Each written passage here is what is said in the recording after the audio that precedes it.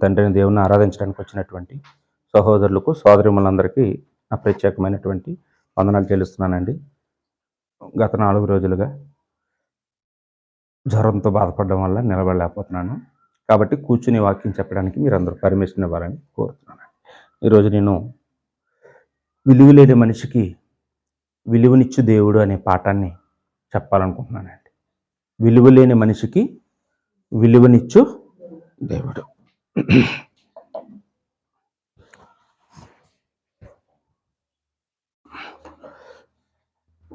విలువ అంటే గౌరవం. విలువ అంటే ఏంటమ్మా? గౌరవం, గుర్తింపు, అంగీకరించబడటం, ఘనపరచబడటం, ఇలాంటి మాటలన్నీ విలువ అనే మాటకి వర్తిస్తాయండి. దేవుడు ప్రతి మనిషికి కొన్ని సహజ కోరికలు ఇచ్చాడు. అందులో ఒక కోరిక ఏంటంటే సాంఘిక అంగీకారము అంటారు. అంటే సమాజం చేత మనం గుర్తించబడాలి, సమాజంలో మనం గౌరవించబడాలి అనే కోరిక అనమాట. అది ఆ మతం ఈ మతం అని తేడా లేకుండా ఈ భూమి మీద ఉన్న అందరికీ కూడా ఈ కోరిక పుట్టుకతోనే వస్తుందండి. అది చిన్నప్పటి నుంచి ఉంటుంది, ముసలయ్యే వరకు కూడా ఈ విలువని ప్రతి ఒక్కరు కూడా కోరుకుంటూ ఉంటారు. నాకు విలువ అక్కర్లేదు నన్ను అని ఎవరు అనుకోరండి. సమాజంలో దేనిని బట్టి ఒక మనిషిని సమాజం విలువిస్తుంది అని మనం చూస్తే డబ్బును బట్టి విలువిస్తుంది, ఇంకా అధికారాన్ని బట్టి కూడా విలువిస్తూ ఉంటుంది. అలాగే అందాన్ని బట్టి కూడా విలువివ్వడం, కులాన్ని బట్టి కూడా విలువిస్తారు కదండి. పెద్ద కులం వాళ్ళకి ఒక విలువ, చిన్న కులం వాళ్ళకి ఒక విలువ. అలాగా వయసును బట్టి కూడా విలువిస్తారు కదా. అమ్మో ఈ పెద్ద ఆవిడ వచ్చింది అని చెప్పేసి ఆవిడకే కూర్చోమందామని అంటూ ఉంటారు. అంటే ఈ విలువ అనేది లోకంలో రకరకాల స్థాయిలను బట్టి ఇస్తూ ఉంటారండి. కానీ దేవుడు అవేవి చూడకుండానే మనకి విలువిస్తాడు. డబ్బు లేకపోయినా, అధికారం లేకపోయినా, అందం లేకపోయినా, ఏంటండి మనది పెద్ద కులం కాకపోయినా దేవుడు మనకి విలువిస్తాడు. ఇప్పుడు ఉదాహరణకి అందం విషయంలో ఆలోచిస్తే, మన కడుపును పుట్టిన పిల్లలు నల్లగా పుట్టారనుకోండి, లోకంలో వాళ్ళకి ఎవరికి కూడా ఎత్తుకోబుద్ధి వేయదు. ఏదో పేరు ఎడతారు ఆవిడికి, ఏంటండి నల్లగా ఉన్న వాళ్ళకి ఏదో పేరు పెట్టి ఉడికిస్తూ ఉంటారు వాళ్ళని. కానీ కన్న తల్లి మాత్రం నా బంగారమే, నా వెండే అని ఆ బిడ్డ లేకపోతే ఉండలేదు. అంటే తల్లికి మాత్రం లోపాలు కనపడవు. తల్లి ఎప్పుడు లోపాలు చూడదు. బిడ్డకి ఎంత విలువ ఇవ్వాలా అనేది ఆలోచిస్తుంది తప్ప బిడ్డలో ఏ లోపాలు ఉన్నాయో చూసి లోపాలు లేకపోతే ప్రేమించి, లోపాలు ఉంటే వదిలేసే వారిగా ఉండరు. కానీ బైబిలు మనకు చెప్తుంది ఏంటంటే, ఒక్కొక్క సందర్భంలో కన్న తల్లైనా మనల్ని మరుస్తుందేమో కానీ దేవుడు మాత్రం మరవడు అని బైబిల్లో ఎక్కడుందన్నమాట? యెషయా గ్రంథం 49 అధ్యాయము 15-16 వచనాలు ఏముందండి అక్కడ? స్త్రీ తన గర్భమును పుట్టిన బిడ్డను కరుణింపకుండా తన చంటి పిల్లను మరుచునా? వారైనా మరుచును గాని నేను మరువను. చూడుము, నా అరచేతులలో నిన్ను చెక్కి ఉన్నాను అన్నాడండి. అంటే తల్లి లేకపోతే స్త్రీ అక్కడక్కడ కొంతమంది, ఏమండి చూడండి, కొంతమంది తల్లులు బిడ్డను కనేసి అక్కడ ఇక్కడ వదిలేసి కూడా పోతుంటారు కదండి. ఆసుపత్రిలో వదిలేసి కొందరు పోతారు, తుప్పల్లోనో కాలువల్లోనో వదిలేసి కొందరు పోవడం మనం అప్పుడప్పుడు ఆ చంటి బిడ్డలు అలా దొరకడం న్యూస్ల్లో చూస్తుంటాం. అంటే ఒక్కొక్క సందర్భాల్లో తల్లైనా కానీ ఆ నియమాన్ని మీరుతుందేమో కానీ లోపాలు చూసి, ఏంటంటే ఏమో ఈ బిడ్డను పెంచలేము, ఇలా లోపాలతో పుట్టా ఈ బిడ్డ అని అలాంటి బిడ్డలు వదిలేసిపోతూ ఉండడం మనం చూస్తూ ఉన్నామండి. కానీ దేవుడు మాత్రం మన మన మన యొక్క లోపాలు చూసి మనల్ని విడిచిపెట్టడు. దేవుడు వారైనా మరుచుదురు కానీ నేను మరవను అని ఇక్కడ చెప్పడం మనం చూస్తూ ఉన్నామండి. అదే యెషయా గ్రంథంలో 46వ అధ్యాయము 4వ వచనంలో చూస్తే ఇక్కడ కూడా చెప్తున్న మాట మనం ఆలోచించేస్తే, అంటే ఈ భూమి మీద ఏ తల్లి అయినా ఏ తండ్రి అయినా బిడ్డని ఎంతకాలం ఎత్తుకుంటారండి? అమ్మా సరోజిని, మీ పిల్లల్ని ఎంతకాలం ఎత్తుకుంటున్నావు? ఏ వయసు వరకు ఎత్తుకున్నావు? ఇప్పుడు ఎత్తుకుంటున్నావు ఇద్దరిని? ఇప్పటికీ ఎత్తుకుంటున్నావా? పాపను ఎత్తుకుంటున్నావు. పాపకు వయసు ఎంత? 4 సంవత్సరాలు. 4 సంవత్సరాలు ఓపికే, బాగానే ఎత్తుకుంటున్నావు. 4 సంవత్సరాలైనా ఎత్తుకుంటుందండి. మరి దేవుడు అక్కడ చెప్తున్న మాట, ముదిము వచ్చు వరకు నిన్ను ఎత్తుకుని ముద్దులాడేవాడను నేనే అన్నాడు. అంటే ముదిమి అంటే ముసలయ్యే వరకు అని. నీ జీవితం ముగిసిపోయే వరకు కూడా దేవుడు ఎప్పుడు కూడా నీ స్థానాన్ని ఎప్పుడు కూడా ఆయన పక్కలోనే నిన్ను ఎత్తుకునే, నిన్ను గొప్ప స్థానాన్ని దేవుడు మనకి ఇవ్వడం ఇక్కడ మనం చూస్తూ ఉన్నామండి. ప్రస్తుత పరిస్థితి ఏంటంటే, మనందరం కూడా ఎవరో ఏదో అన్నారని, ఎవరో మనల్ని పట్టించుకోవట్లేదని, ఎవరో మనల్ని హింసిస్తున్నారని, హేళన చేస్తున్నారని, బాధ పెడుతున్నారని ఏంటండి, చాలా సందర్భాల్లో మనం నిరుత్సాహానికి గురైపోయి కొంతమంది మనం చూస్తుంటాం.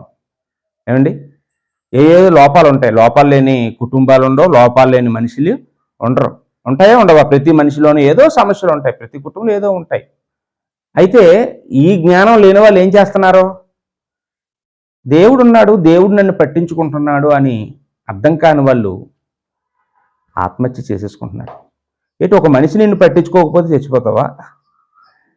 ఒక మనిషి నిన్ను గౌరవించలేదని చచ్చిపోతావా? దేవుడు లేకపోతే ఒక మనిషి లేకపోతే తల్లిదండ్రులకి మనం ఎప్పటి నుంచి తెలుసు అమ్మా? మనం తల్లి గర్భం నుండి బయటకు వచ్చిన తర్వాత కానీ అమ్మకే తెలీదు మనం ఆడో మగో, నాన్నకి తెలీదు. వాళ్ళు ఎప్పటి నుండి మన మీద ప్రేమ పెంచుకుంటారని మనం జన్మించిన తర్వాత, మనం తల్లి గర్భంలో రూపింపబడక మునిపే దేవుడికి తెలుసు. అంతేకాదు, ఎఫెసీ పత్రికలో 1వ అధ్యాయం 4 నుంచి 6 వచనాల్లో ఏమన్నాడండి? జగత్తు పునాది వేయబడక మునిపే దేవుడు సంకల్పించాడటండి. ఏంటైన సంకల్పం? ఆయనకి అనేక మంది కుమారులు కావాలని. అందుకే దేవుడు ఈ మానవులు పుట్టించాడండి. అంటే నీ పుట్టుక గురించి దేవుడికి ఎప్పుడు తెలుసు అంటే, నువ్వు తల్లి గర్భంలో పడినప్పుడు కాదు, అంతకు ముందంటే ఎప్పుడు? సంవత్సరం ముందా? ఈ భూమి ఆకాశాలు పుట్టక మునుపు, ఈ భూమి ఆకాశాలని దేవుడు నిర్మించక ముందే దేవుడు నిన్ను చూసేశాడు. చూడండి, మనం అప్పుడప్పుడు ఎవరినైనా ఇంజనీర్ లాగా చూస్తుంటాం. ఇంజనీర్ గారు ఏం చేస్తారో, ఇల్లు కట్టక మునిపే ఆ ప్లాన్ అంతా చూసేస్తాడండి. ఇక్కడ ఏదొస్తుందో చెప్పేస్తాడు. మనకు అర్థం కాదు కానీ ఆయనకు అన్నీ తెలుసు. అలాగే దేవుడికి కూడా మనం ఎప్పుడు తెలుసు అంటే, ఈ జగత్తు పునాది వేయబడక మునిపే ఆయనకి మనము తెలుసండి. కాబట్టి మనం ఎవరో ఏదో మన అందాన్ని చూసో, మన కులాన్ని చూసో, లేకపోతే మనకి డబ్బు లేదనో, ఏంటండి, మనకి ఏదో ఒక లోపం ఉందనో ఒక మాట ఎవరైనా అన్నారనుకోండి, ఎవరో ఏదో అంటారు, అనరండి, అంటారు. అంటే ఇప్పుడు మనం కొన్ని సందర్భాల్లో మనం చూస్తూ ఉంటామండి. కొంతమంది అందానికి చాలా ప్రయారిటీ ఇస్తూ ఉంటారండి. మనిషి ఈ దేహానికి కావలసిన వాటిని తయారు చేసుకోవడానికి ఎప్పుడూ ప్రయాసపడుతూ ఉంటాడు. ఈ దేహానికి చెప్పులు ఉండాలని, ఈ దేహానికి మంచి వస్త్రాలు ఉండాలని, ఈ దేహానికి మంచి కళ్ళద్దాలు ఉండాలని, బంగారం ఉండాలని, మంచి ఫుడ్ ఉండాలని, ఇంకా ఎన్నున్నా కానీ కొంతమందికి సంతృప్తి ఉండదు. ఎందుకు ఉండదండి? అన్నీ ఉన్నాయి కానీ మ్యాచింగ్ లేవండి అంటారు. ఏంటండి, మ్యాచింగ్ ఉండాలి కదండి. అన్నీ బాగున్నాయి కానీ మ్యాచింగ్ లేదండి. చెప్పులు మ్యాచ్ అయ్యాయండి, గాజులు మ్యాచ్ అయ్యాయి, కానీ చున్నీ మ్యాచ్ అవ్వలేదు. ఆ చున్నీ కోసం తిరుగుతారు. ఏమండి? అంటే మనిషి శరీరాన్ని తయారు చేయడం మనిషికి రాదు. చర్మాన్ని కానీ, లేకపోతే మాంసాన్ని కానీ, రక్తాన్ని కానీ, ఎముకలు కానీ, కిడ్నీ కానీ, ఈ దేహంలో ఉన్న ఏ పదార్థాన్ని కూడా మానవుడు తయారు చేయగలడా అంటే మానవుడు తయారు చేయలేడు. కానీ శరీరానికి మాత్రం ఏటేటి కావాలో అవన్నీ తయారు చేసుకుంటూ ఉంటాడు. ఒక్కొక్క సందర్భాల్లో కొంతమంది అలా విపరీతంగా తయారై వస్తారు, ఎవరో ఒకరు వాళ్ళని ఆట పట్టిస్తుంటారు. అప్పుడు నువ్వు అస్సలు బాగలేవు, అందంగా లేవు, ఇదేటిది ఇలాగా వచ్చే అని అంటే కొంతమంది ఏం చేస్తారు తెలుసా అండి, వెంటనే వెళ్ళి ఆ అవమానం తట్టుకోలేక నేను అందంగా లేనట, నన్ను అంతమందిలో అన్నారని చెప్పేసి వెళ్ళి ఆత్మహత్య చేసుకొని చనిపోయిన వాళ్ళ గురించి కూడా మనం చాలామందిని గురించి విన్నామండి. అంటే ఈరోజు ముసలోళ్ళే 60 సంవత్సరాలు దాటిపోయిన వాళ్ళే ఎక్కడా తగ్గలేదు. ఏమండి? వాళ్ళు వయసు తగ్గ బట్టలు వేసుకోకుండా విపరీతంగా అలంకరించుకుంటూ ఏమండి అలాగా బ్రతుకుతున్నారు. మరి వయసులో ఉన్న వాళ్ళకి ఉండదా చెప్పండి? ఏటమ్మా? వాళ్ళకి ఉంటుంది కదా. వాళ్ళకి బాగా తయారవ్వాలని, బాగా అందంగా కనపడాలని, అందరూ సమాజం అందరూ గుర్తించాలని ఆరాట పడతారా పడరా? ఆరాట పడుతూ ఉంటారు. అది అనుకున్నది అనుకున్నట్టు జరగకపోతే ఏమైపోతున్నారండి? చనిపోతున్నారు. మనుషులు గుర్తిస్తే ఎంత, గుర్తించకపోతే ఎంత. మనిషి మనకి విలువ ఇస్తే ఎంత, విలువ ఇవ్వకపోతే ఎంత. అసలు మనుషుల కోసం మనం పుట్టామా, దేవుడి కోసం మనం పుట్టామా? ఏంటండి? దేవుడు మనల్ని పుట్టించింది ఆయన కొరకు. జగత్తు పునాది వేయబడక మునిపే మనల్ని నిర్మించింది ఆయనకి కుమారుడు అవడానికి. ఈ భూమి మీద మన అందరి చేత గుర్తించబడ్డానికి, గౌరవించబడ్డానికి, ఏమండి ఘనత పొందడానికి, ఇక్కడ ఉండిపోవడానికి అసలు కాదండి. అందరూ ఏదో రోజు చచ్చిపోతాం. చచ్చిపోయిన తర్వాత కొంతమంది దేవుడి దగ్గరికి వెళ్తారు, పరలోక రాజ్యానికి వెళ్తారండి. ఆ పరలోక రాజ్యానికి వెళ్ళడానికి భూమి మీద పుట్టాం మనం తప్ప ఎవరో గుర్తించలేదని, ఎవరో ఏదో అన్నారని, ఎవరో విలువ ఇవ్వటం లేదని ఏమండి చింతించి ఏడ్చి మనసు పాడు చేసుకొని ఏంటండి బాధపడే వాళ్ళని మనం లోకంలో చాలామందిని చూస్తూ ఉన్నామండి. కాబట్టి ఆ విధంగా మనం ఉండకుండా జాగ్రత్త పడదాం. కొన్ని సందర్భాల్లో నాకు ఎవరు భద్రత ఇవ్వటం లేదని కూడా బాధపడతాం కదా. ఏమండి? నాకు ఏ కష్టం వచ్చినా ఎవరో నన్ను చూడటం లేదు, నాకు భద్రత ఇవ్వటం లేదని కూడా నన్ను ఎవరో పట్టించుకోవట్లేదని బాధపడుతూ ఉంటామండి. నిరుత్సాహానికి గురైపోతూ ఉంటాం. 121 కీర్తన 3వ వచనంలో అక్కడ దేవుడు మనిషికిచ్చే భద్రత గురించి రాశాడండి. 121 కీర్తన 3వ వచనంలో ఇశ్రాయేలును కాపాడువాడు కొనకడో నిద్రపోడు అన్నాడు.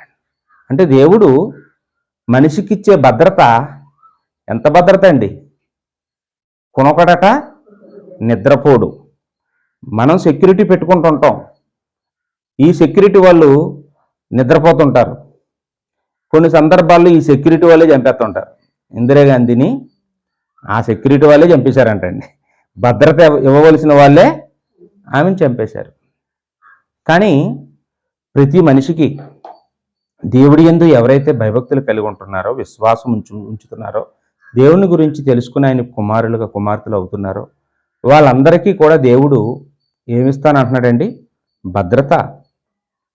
నేను మిమ్మల్ని కాపాడేవాడిని, మీకోసం నేను కొనకను నిద్రపోను అని ఇక్కడ చెప్తూ ఉన్నాడండి. ఎంత సెక్యూరిటీ దేవుడు మనకి ఇస్తున్నాడో కొత్త నిబంధనలు యేసు ప్రభు వారు కూడా మనకి వివరించారండి. మత్తయి సువార్త 18:10 మత్తయి సువార్త 18:10 రాయబడిన మాట చూస్తే మనలో ప్రతి ఒక్కరి కోసం దేవుడు దేవదూతల్ని సిద్ధం చేసి ఉంచాడటండి. మనకి భద్రత ఇవ్వడానికి, మనకి పరిచర్య చేయడానికి. చదువుతారా ఎవరైనా? ఈ చిన్నవారిలో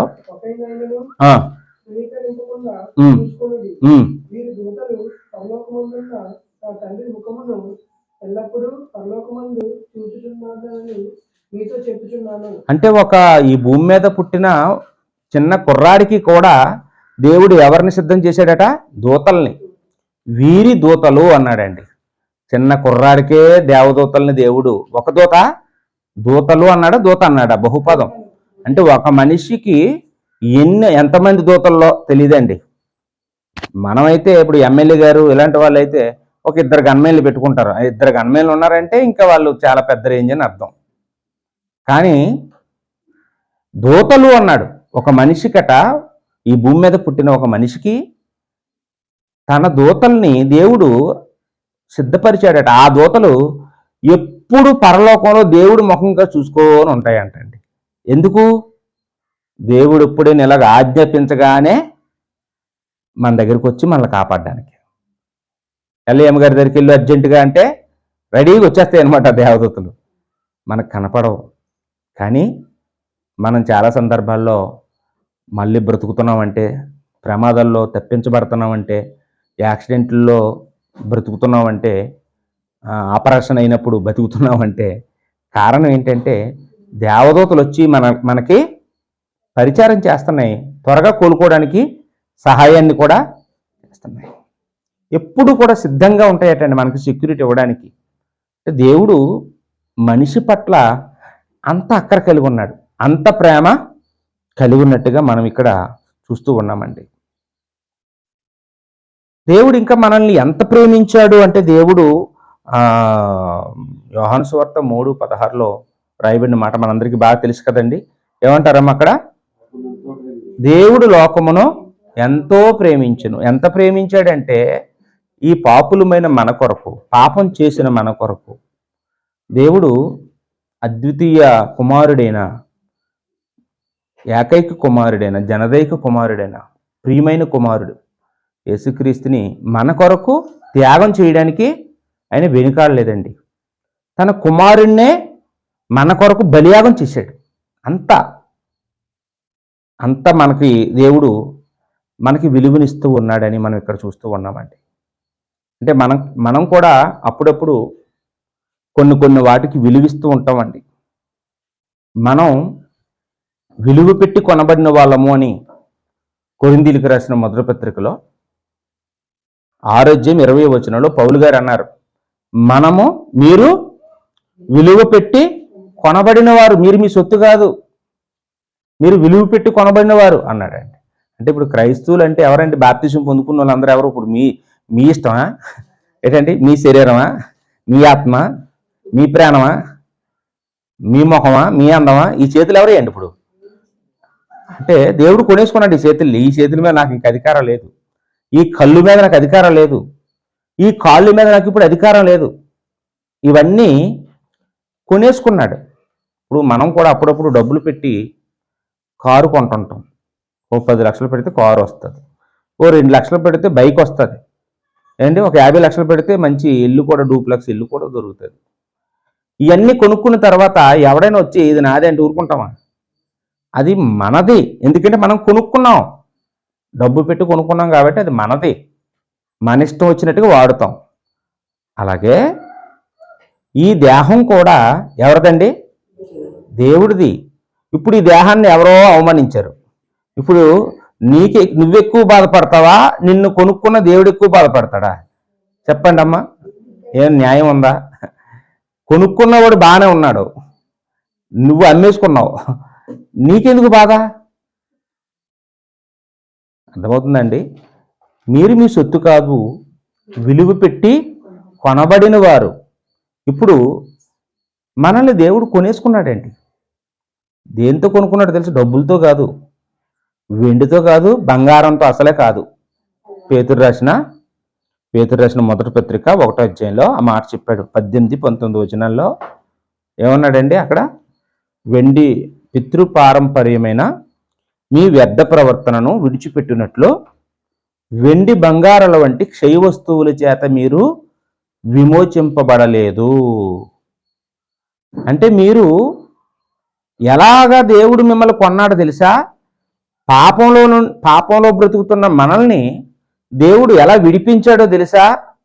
వెండిచ్చి బంగారం ఇచ్చి ఎవరైనా ఏదైనా కొనుక్కోగలరు. కానీ దేవుడైతే మనల్ని అలా డబ్బులు ఇచ్చి కొనలేదంటండి. అమూల్యమైన రక్తం, నిర్దోషమైన రక్తమును, నిష్కలంకమైన రక్తాన్ని, గొర్రెపిల్ల వంటి క్రీస్తు ప్రభు రక్తాన్ని శిలువ మీద కార్చి మనల్ని కొన్నాడండి. అంటే మనం కూడా ఎవరికైనా రక్తదానం అది ఇవ్వాలనుకునేటప్పుడు ఓ 250 ml 250 కూడా ఇవ్వం మనం. ప్యాకెట్ ఎంత ఉంటుందమ్మా? బ్లడ్ ప్యాకెట్లో బ్లడ్ ఎంత ఉంటుందమ్మా? పావు లీటర్ ఉంటుందా? పావు లీటర్ ఉంటుంది. చాలా తక్కువ. అంతకు మించి ఇస్తే మనం చచ్చిపోతాం. కానీ యేసు ప్రభు మాత్రం మన కొరకు ఆయన శరీరంలో ఉన్న ఆఖరి రక్త బిందువు వరకు మన కొరకు ఆయన ఏం చేశారమ్మా? కార్చి మనల్ని ఆయన కొనుక్కున్నారండి మనల్ని. అంటే దేవుడు నీ పట్ల ఎంత విలువిస్తున్నాడు. జగత్తు పునాది వేయబడక మునిపే నీ గురించి ఆలోచించాడు. తల్లి గర్భంలో నిన్ను రూపించాడు, నిన్ను నిర్మించాడు. నువ్వు ఎక్కడ పుట్టాలో, ఏ ఊర్లో పుట్టాలో, ఎవరికి పుట్టాలో, ఏ సమయంలో పుట్టాలో, ఏ రంగులో పుట్టాలో, ఏమంటే ఆడగా పుట్టాలో, మగగా పుట్టాలో, ధనవంతులుగా పుట్టాలో, పేదవాళ్ళుగా పుట్టాలో, ఇవన్నీ నువ్వు చెప్తే జరగలేదు. దేవుడే అవన్నీ డిజైన్ చేసి జగత్తు పునాది వేయబడక మునిపి దేవుడు సిద్ధపరిచి అమలు చేశాడండి. మనమేమో ఇదంతా నా వల్ల వచ్చింది అనుకొని, ఇదంతా ఈ పక్కోల వల్ల వచ్చింది అనుకొని, ఏదో మనకున్న లోపాన్ని చూసి వాళ్ళు ఏదో అవమానిస్తుంటే మనం ఏం చేస్తున్నామండి? దిగులు పడిపోతున్నాం, కృంగిపోతున్నాం. కొంతమంది క్రీస్తులో నుండి వెనక్కి వెళ్ళిపోతుంటారు, ఇంకొంతమంది లోకంలో నుండే పైకి వెళ్ళిపోతుంటారు, నరకానికి వెళ్ళిపోతుంటారు. కాబట్టి ఎప్పుడూ కూడా దేవుడు మనకిచ్చే విలువెంతో మనం మర్చిపోకూడదండి. ఈ సమయంలో అలా మనుషులు విలువివ్వకపోయినా దేవుడు విలువిచ్చిన కొంతమంది గురించి మనం ఆలోచించేద్దాం. దేవుడు విలువిస్తాడా? విలువ లేని వారికి కూడా విలువిస్తాడు. ఆదికాండము 29వ అధ్యాయం. ఆదికాండం 29వ అధ్యాయం 30 నుంచి 33 వచనాల్లో మనం చూస్తే ఇక్కడ లేయా గురించి రాయబడిందండి. ఈ లేయా జబ్బు కలదంట. కాబట్టి ఆమెను ఎవరు చూసినా పెళ్లి చేసుకునేవారు కాదు. జబ్బు కళ్ళ అంటే కంటిలో నుండి ఎప్పుడు పుసుకులు కారుతూ, నీరు కారుతూ, అవి ఒక రంగు కళ్ళు. ఆ కళ్ళుని చూస్తేనే ఎవరికి అన్నం తినబుద్ధి అయ్యేది. అలాంటి అందవిహీనురాలన్నమాట. అలాగా వివాహం వయసు అయినా కానీ వివాహం కాకుండా అలా ఉండిపోయింది. యాకోబు ఆ ప్రాంతానికి వెళ్ళినప్పుడు ఆమెను పక్కన పెట్టి వాళ్ళ చెల్లిని ఇష్టపడి ప్రేమించాడండి. ఆమెను ఎందుకు ప్రేమించలేదు? ఆమె జబ్బు కలది. నాకు అది అచ్చచ్చే అలాంటి ఆవిడ నాకు వద్దు అని పబ్లిక్గా మాట్లాడి పెద్దలందరిని ఒప్పించి 7 సంవత్సరాలు కొలువు చేసి రాహేల్ని పెళ్లి చేసుకుందామని ఆశపడ్డాడు. కానీ వాళ్ళ మామగారు ఏం చేశారంటే యాకోబుని మోసం చేశాడు.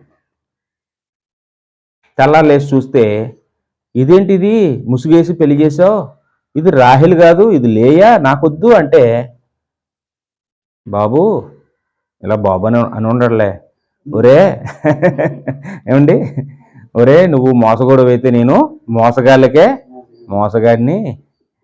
మరి పెద్ద కూతురికి పెళ్ళి అవ్వకుండా చిన్న కూతురికి ఎవడైనా పెళ్లి చేస్తాడా? కాబట్టి నీకు ఇప్పుడు కావాలంటే ఇప్పుడు రెండో కూతురుని కూడా ఇస్తాను, ఆమెని నువ్వు చచ్చినట్టు ఆమెని కూడా వెళ్ళుకోవాలి, ఈమెని వెళ్ళుకోవాలి అన్నాడు. ఇంకా తప్పేది ఏమీ లేక అదే పడి ఉంటుందిలే అని చెప్పి 2 భార్యల్ని కూడా పెళ్లి చేసుకున్నాడు. కానీ ఎప్పుడు కూడా యాకోబు ఆమెను ప్రేమించలేదండి. లేయాని ఎప్పుడు కూడా ఏం చేసేవాడండి? ఆమె ఏం చేసినా నచ్చదు, ఆమె ఎదురొస్తే నచ్చదు, ఆమె వంట చేస్తే నచ్చదు. కారణం ఏంటి? ఆవిడ కళ్ళు నచ్చవు. ఆవిడ కళ్ళు నచ్చకపోవడం వల్ల ఆవిడని ఎప్పుడు ఏదో మాట అంటూ ఉంటాడనమాట. అలా ద్వేషించబడేదట లేయా. ఆ మాట అక్కడ రాయబడింది. ఆదికాండ 29 అధ్యాయంలో 30-33 వచనాల్లో ఆ మాట రాయబడిందండి. అప్పుడు దేవుడు ఏం చేశాడండి? దేవుడు ఆమెకి విలువ లేదని తెలిసిపోయింది ఆ ఇంట్లో. అందరికీ విలువ ఉంది ఆ ఇంట్లో. ఎవరికి విలువ లేదండి? లేయాకు ఒకదానికి విలువ లేదండి. లేయాకు విలువ లేదు. ఎవరూ పట్టించుకోవట్లేదు ఆవిడ్ని. తండ్రి ఎలాగో పెళ్లి చేశాడు తప్ప ఆయన ఏం చేయగలడు? ఆయన ఏం చేయలేడు.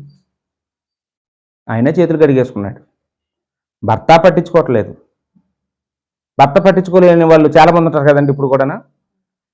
భర్త భార్యని ఎంత పట్టించుకోవాలో, ఎంత విలువ ఇవ్వాలో అంత విలువ ఇవ్వకపోతే ఇంతంత బాధగా ఉండదండి. కొంతమంది భార్యల్ని ఏదో వంట మనిషిలా చూస్తుంటారు. వంట చేసి పెట్టడానికి పెట్టుకున్న మనిషిలాగా అండి. స్వేచ్ఛ ఇవ్వరు, ఏం చేసినా పొగడరు, ఎప్పుడు ఏదో ఒకటే అంటూ ఉంటారు. గుడ్డి చాకరీ చేయించుకుంటారు వాళ్ళ చేత. కానీ దేవుడు విలువిస్తాడండి. భర్త విలువ ఇవ్వకపోయినా దేవుడు విలువిస్తాడు. దేవుడు లేయాకి విలువిచ్చాడా? ఎంత విలువిచ్చాడు? 35వ వచనానికి వస్తే ఆమెకి దేవుడు 4 సంతానాన్ని ఇచ్చాడండి. ఒకళ్ళిద్దరిని కాదు. గౌరవించబడుతూ విలువ పొందుతున్న రాహేలికి పిల్లలు లేరు. విలువ ఇవ్వబడనటువంటి విలువ ఇవ్వకపోతే చచ్చిపోయింది ఏంటి లేయా? ఆత్మహత్య చేసుకొని, చిచ్చి ఎందుకు ఇంక నేను ఎవరి కోసం బతకాలి? మా చెల్లి విలువ ఇవ్వలేదు, మా ఆయన విలువ ఇవ్వలేదు, మా నాన్న విలువ ఇవ్వలేదు, ఈ ఊరోళ్ళు విలువ ఇవ్వలేదు, మా బంధువులు మా చుట్టాలు ఎవరు విలువ ఇవ్వలేదు, మా అమ్మగారు విలువ ఇవ్వలేదు, మా అత్తోరు విలువ ఇవ్వలేదని చచ్చిపోయిందా? ఏం చేసిందండి? ఓర్చుకుంది, సహించింది, దేవుడి ప్రార్థన చేసుకుంది. దేవుడు ఏం చేశాడండి? 4 బిడ్డలు ఇచ్చాడండి. అంటే ఏదో సామాన్యంగా బిడ్డలు ఇస్తేనే విలువ కాదు. ఆమెకి యోధా అనే ఒక బిడ్డని ఇచ్చాడండి. యోధా అనే బిడ్డని ఇచ్చాడు 4వ బిడ్డగా. ఆ యోధా అనే బిడ్డ సామాన్యుడు కాదు. ఎవరండి ఆయన? అంటే యేసుక్రీస్తు వారు ఏ గోత్రంలో పుట్టాలో ఆ గోత్రానికి కర్త అండి ఆయన. యోధా ఎవరమ్మా? గోత్రకర్త.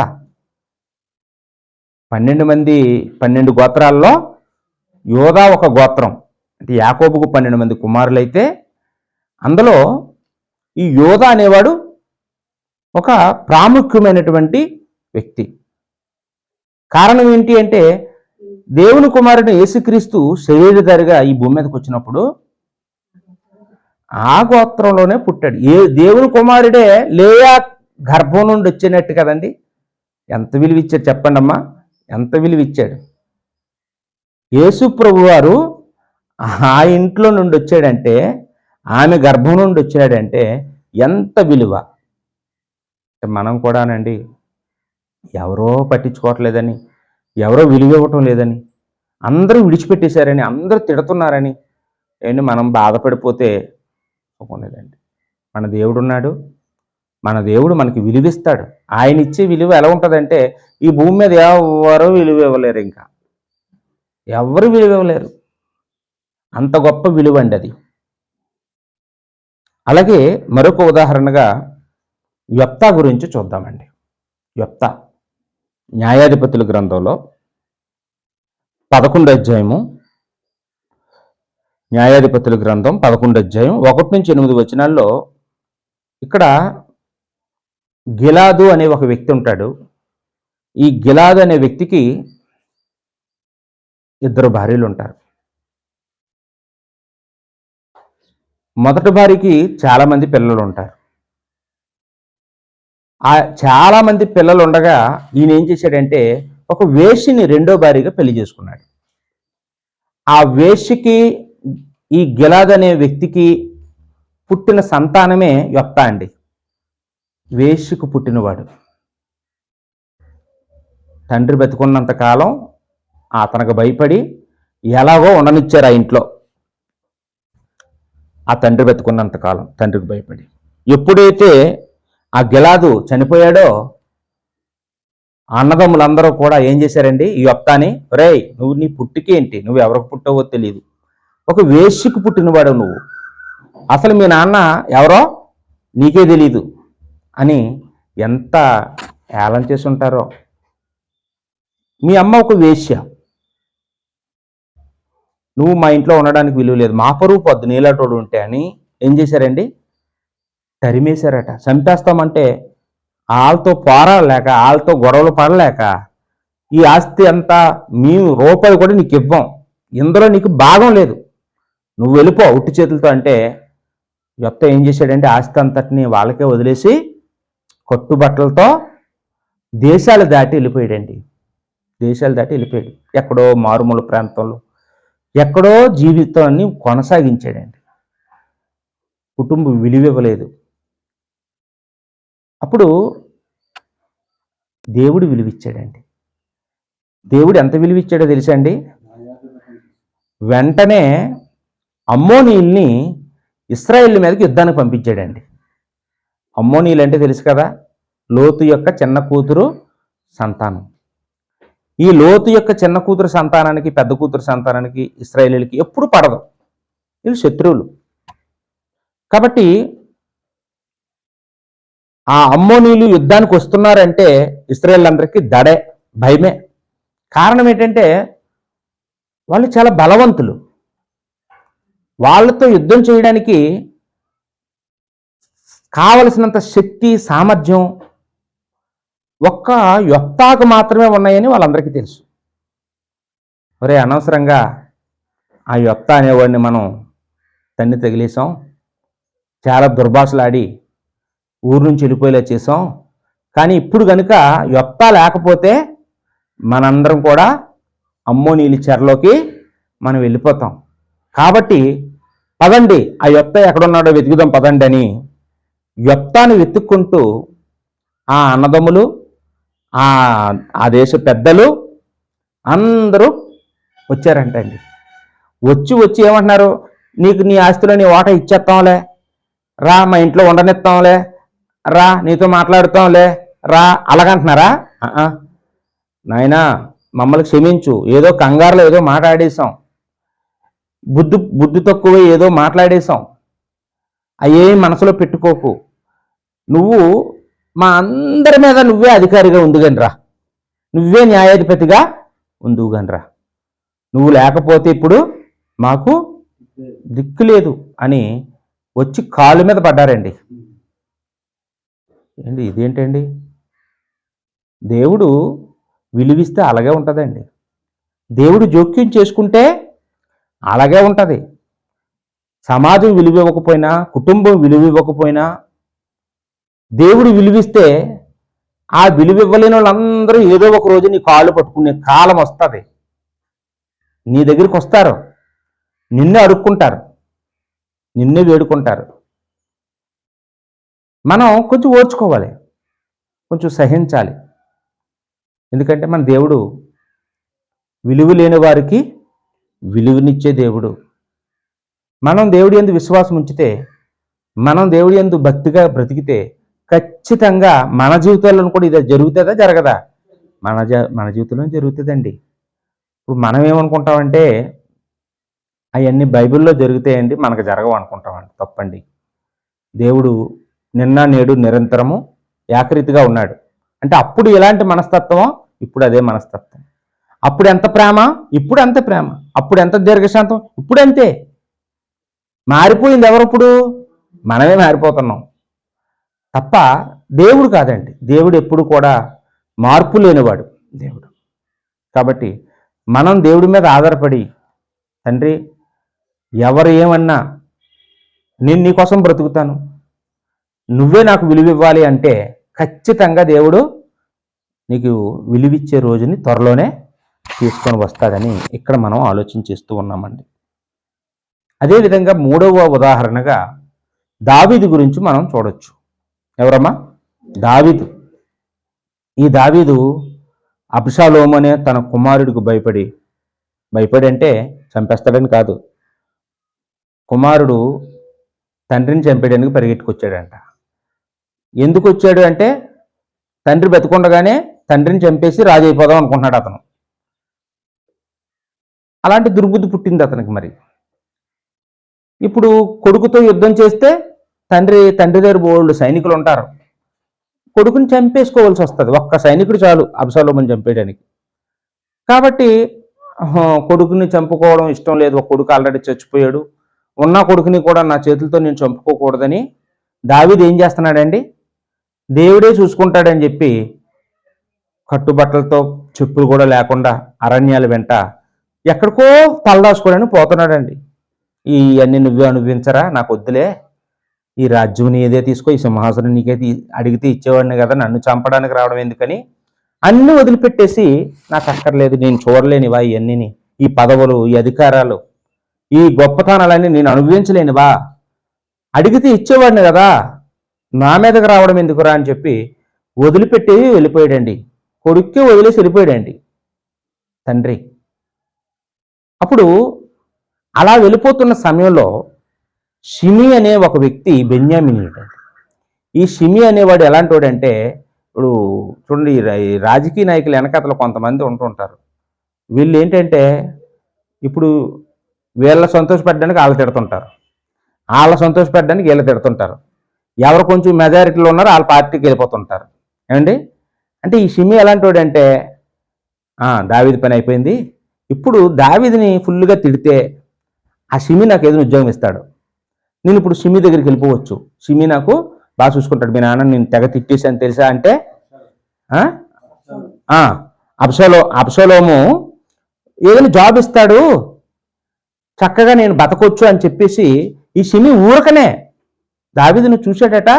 చూసి ఓ తిట్లు తిట్టి రాళ్ళు విసిరి అతన్ని నరహంతకుడా అని తిట్టి, నరహంతకుడా దావీదు అండి, ఎన్నో మాటలు మాట్లాడాడండి. ఆ వచనం కూడా రాసుకోండి, 2 సమూయేలు గ్రంథం 16 అధ్యాయం 5వ వచనం అండి. 2 సమూయేలు గ్రంథం 16 అధ్యాయం 5వ వచనం. దావీదేమో తన సైనికులందరినీ కూడా గప్చుప్పుగా ఉండమన్నాడు.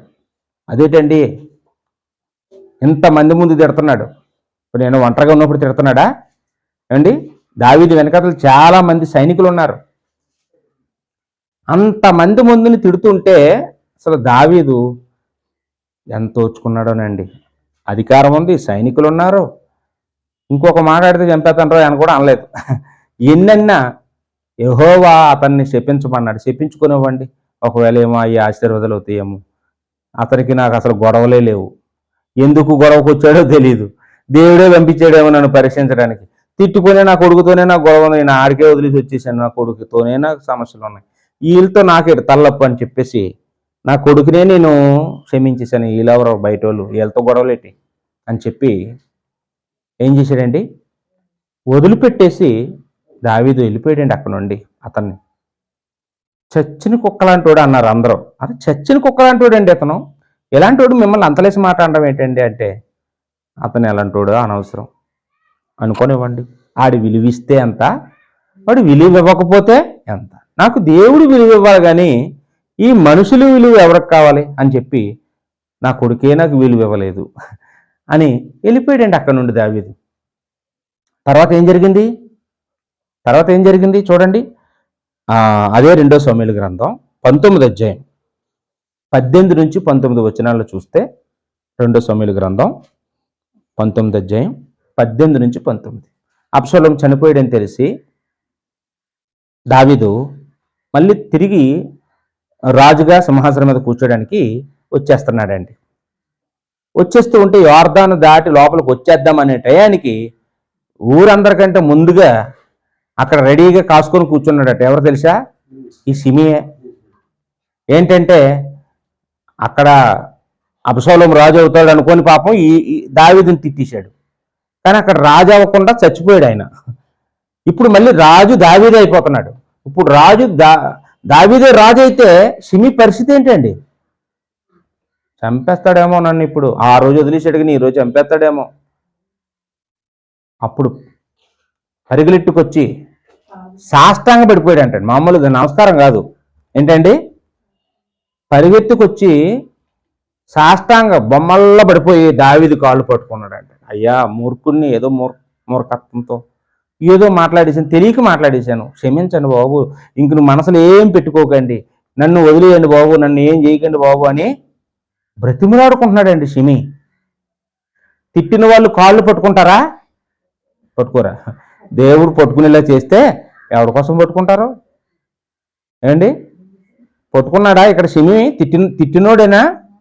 వాడి తప్పును వాడే ఒప్పుకొని వాడే మళ్ళీ దావీదు కాళ్ళు పట్టుకొని, అయ్యా నువ్వు రాజు అయిపోతున్నావు, నన్ను ఏం చెయ్యొద్దు, నన్ను క్షమించి అని అన్నాడా లేదమ్మా? చదువుతారా? అవసరం లేదా? ఉందా అక్కడ? ఎన్ని ఉన్నాయా? ఇంకా మరొక ఉదాహరణ చూద్దాం. 4వ ఉదాహరణ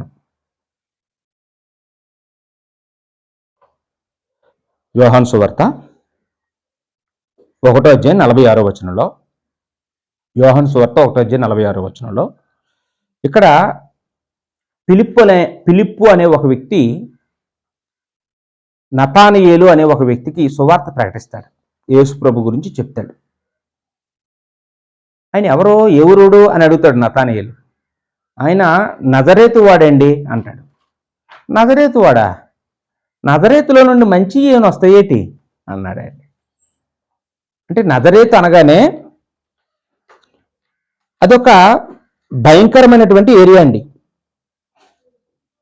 మంచి పేరు లేదు, నజరేతుకి మంచి విలువ లేదు. అక్కడ అదంతా గలిలియా దేశం. గలిలీలో ప్రజలందరూ చీకటిలో ఉన్నారు అని రాయబడింది. అంటే అర్థం ఏంటి? పాపంలో ఉన్నారు. చూడండి, మనం ఈ చీరాల బాపట్ల మధ్యలో స్టోవస్టపురం అని ఒక ఊరు ఉంటుంది. ఆ ఊరు ఒకప్పుడు ఈ మన ఈ 3 రాష్ట్రాల్లో, అంటే ఒక చెన్నైలో కానీ, మన తెలంగాణలో కానీ, ఆంధ్రాలో కానీ ఎక్కడైనా దొంగతనం జరిగింది అంటే ఖచ్చితంగా ఎవరు చేసేవారట? ఆ స్టోవస్టపురంలో చేసేవారట. ఇంక పోలీసులు ఎక్కడ వెతకకుండా తిన్నంగా వాళ్ళ దగ్గరికి వెళ్ళిపోయేవారట. కాబట్టి ఎప్పుడు ఆ ఊరులందరూ ఎక్కడ ఉండేవారంటే స్టేషన్లోనే ఉండేవారు. ఎప్పుడు గొడవలే, ఎప్పుడు వాళ్ళు ఎంత చెప్పినా మళ్ళీ పోలీసులు వెళ్ళి వాళ్ళందరికీ రాత్రి అంతగా ఆదరేసేవారంట ఇంటికి వెళ్ళి. స్టోవస్టపురంలో మనుషులకి వాళ్ళంతా దొంగలు అందరూ ఉన్నారా లేదా మళ్ళీ తెల్లారుజాము మళ్ళీ లెక్కెట్టేవారట పోలీసులు వచ్చి. ఆ ఊరిలో అందరూ కరెక్ట్గా ఉన్నారా లేదు, ఎవడైనా మిస్ అయితే ఆడే దొంగతనం చేసినట్టు లెక్క. అంటే అంతలాగా పడుకునేటప్పుడు లెక్కెట్టడం, మధ్యరాత్రి అప్పుడు వెళ్ళి లెక్కెట్టడం, తెల్లారుజామున వెళ్ళి లెక్కెట్టడం. పోలీసులు అంత డ్యూటీ చేసేవారట ఆ ఊరోళ్ళ కోసం. కారణం ఏంటంటే ఆ ఊరికి మంచి పేరు లేదు, చెడ్డ పేరు ఉంది, దొంగలు. తర్వాత మారిపోయారండి. ఇప్పుడు వాళ్ళందరూ కూడా క్రైస్తువులు అయిపోయారు. ఇప్పుడు దొంగతనాలు మానేశారు. వాళ్ళే సువార్త చేస్తున్నారు వెళ్ళి ఊరు తిరిగి. మీరు యూట్యూబ్లో నెట్టు కొట్టండి, ఆ స్టోవస్టపురం దొంగలు వాళ్ళు ఎలా దొంగతనాలు చేసేవారో చెప్తారు, ఇప్పుడు వాళ్ళు ఎలా మారిపోయారో చెప్తుంటారు. ఈ నజరేతు అనే ఊరు కూడా ఎలాంటిదండి? అలాంటి దొంగతనాలకి, వ్యభిచారాలకి, పాపాలు చేసేదానికి, నీచమైన కార్యాలు చేయడానికి బాగా ప్రఖ్యాతి నొందినటువంటి ప్రాంతం అండి. అందుకని ఆ నజరేతు అనగానే అందరి దృష్టిలో అది విలువలేని గ్రామం. మంచి పేరు లేదు ఆ ఊరికి. అలాంటి ఊరు నుండి యేసు ప్రభు వారు వచ్చారు. ఆయన పుట్టింది యోధా బేత్లెహేములో, పెరిగింది నజరేతులో. కానీ ఈ నతనయేలుకి అంత వివరణ తెలియదు. పుట్టిందే ఆయన నజరేతులో అనుకుంటున్నాడు. అనుకొని నజరేతులో నుండి మంచిది వస్తుందేంటి అనుకుంటున్నాడు. నిజంగానే మంచిది ఏది రాదు. అలాంటి ఊరిలో నుండి కూడా మంచి పేరు ఆ ఊరికే తెచ్చిన యేసు ప్రభు వచ్చారు కదండి. అంటే ఇక్కడ మనం నేర్చుకోవాల్సింది ఏంటి అంటే, నాకు మంచిగా బతకాలని ఉంటుందండి, మా ఊరు మంచిది కాదండి అంటారు కొంతమంది. ఏమండి, నాకు మంచిగా ఉండాలనుకో, మా ఏరియా మంచిది కాదండి, మరి మేమేం చేయలేమండి అంటుంటారు. అంటే ఊరును బట్టి, ఏరియాని బట్టి మా ఫ్యామిలీ మంచిది కాదండి, మా ఫ్యామిలీ ఇంక ఇంతేనండి అనకూడదండి. విలువలేని ఊరికి, విలువలేని ఫ్యామిలీకి మనం ఏం తేవాలంటే విలువ తేవాలి. యేసుప్రభు తెచ్చాడా విలువ తెచ్చాడు. యేసుప్రభు వల్ల నజరేతు గారు ఇప్పటికీ కూడా చాలామంది ప్రార్థన చేసినప్పుడు నజరేయుడా అని ప్రార్థన చేస్తారు, నజరేతువాడా అని పాటలు పాడతారు. ఆ ఊరిని ఎంత కొనియాడతారో. కారణం ఏంటండి? యేసు ప్రభు ఆ ఊరిలో పెరిగి ఆ ఊరికి మంచి పేరు తీసుకొచ్చాడు. విలువ లేని ఊరికి విలువను తెచ్చాడు. అలాగే మనం కూడా మన కుటుంబానికి కూడా దేవుడు విలువ తెస్తాడు. మన ఊరికి విలువ తీసుకొస్తాడు. మనుషులు ఒకవేళ విలువ ఇవ్వకపోయినా దేవుడు మనకి విలువ ఇస్తాడు అని ఇక్కడ మనము నేర్చుకుంటూ ఉన్నామండి. కొన్ని సందర్భాల్లో ఇతరులు మనకి విలువ ఇవ్వకపోవడం పక్కన పెడితే మనకు మనమే విలువ ఇచ్చుకోమండి. ఈ ప్రాబ్లం చాలామంది దగ్గర ఉంటుంది. చాలామంది వాళ్ళని వాళ్ళే ఏం చేసుకుంటారండి? తగ్గించేసుకుంటారు. విలువ లేని మాటలు మాట్లాడుకుంటూ ఉంటారు. వాళ్ళని వాళ్ళే నీచంగా మాట్లాడుకుంటుంటారు. వాళ్ళ పరువు వాళ్ళే తీసేసుకుంటారు. వాళ్ళ గౌరవాన్ని వాళ్ళే తీసేసుకుంటూ ఉంటారు. దేవుడు విలువ ఇవ్వాలని చూసినా నాకు అక్కర్లేదన్నట్టు మాట్లాడుతుంటారు. మనకి మోసే తెలుసు కదండి.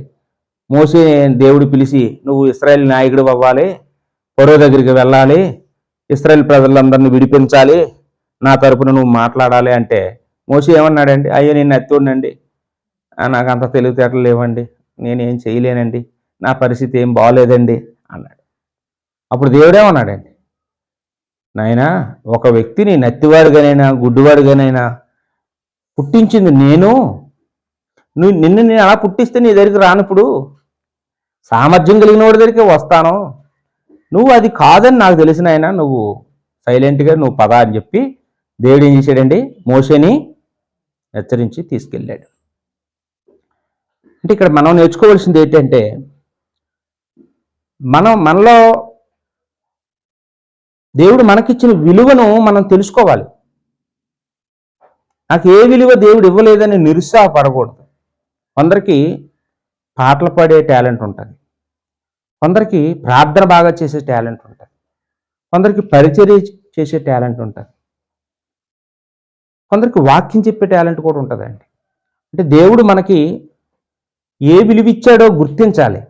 నాకు ఏది ఇవ్వలేదు అనుకోకూడదు. నీకు ఏదో విలువ ఇచ్చాడు దేవుడు.